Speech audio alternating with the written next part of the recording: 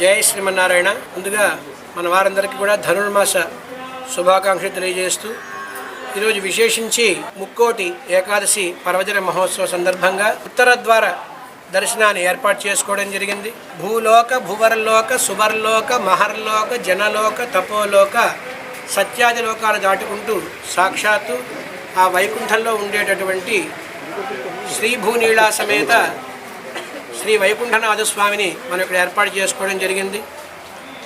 ఈరోజు ఈ ఉత్తర ద్వారం ద్వారా మనం స్వామివారిని దర్శించడంతో మన ఇహలోకంలో పరలోకంలో చేసినటువంటి దోషాలన్నీ తొలగి ఆ స్వామి యొక్క అనుగ్రహం మన లోకం మీద పడి మన లోకమంతా కూడా క్షేమంగా ఉండాలని కోరుకుంటూ మనం ఈరోజు ఈ కార్యక్రమాన్ని ఏర్పాటు చేసుకోవడం జరిగింది.